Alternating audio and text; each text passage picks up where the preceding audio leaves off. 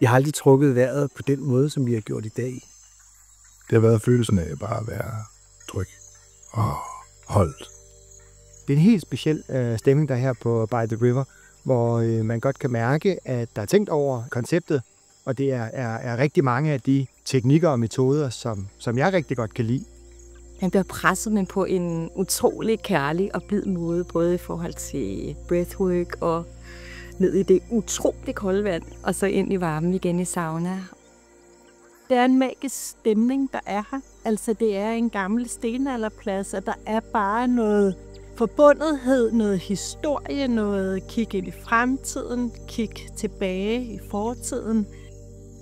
Det er dejligt for mig at kunne tage tid ud til at reflektere.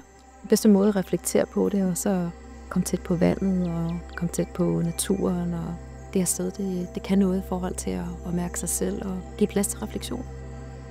Jeg har lavet en smule saunabus før, men det var helt klart en anderledes oplevelse at hoppe i åen der. Og det var fedt.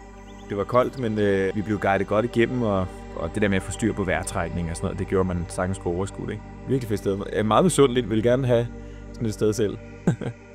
Og jeg synes, det er helt vildt, at denne her lille flod, whatever vi kan kalde den, flyder helt ud i havet. Det synes jeg er ret fantastisk. Nu er jeg lige kommet hjem fra Bali for et par måneder siden, og hvor jeg var til alle mulige retreats, så flotte vismarker. Jeg synes, det her det kan sammen. Du har solen, der står op, og du har dukken, og du har floden ude foran, og dyrene, der hele tiden kommer frem og er nysgerrige, og du mærker bare den der stilhed. Så der er god energi, og jo skønne folk og skønne facilitatorer, altså mega dygtige folk, der guider os igennem dagen, og jo bare er med til det hele selv også. Det fungerer super godt. Ja. Altså det er rart at komme ud af en bygning og et lokal, og komme ud og mærke både naturen og stedet, stemningen og de andre mennesker, der er her.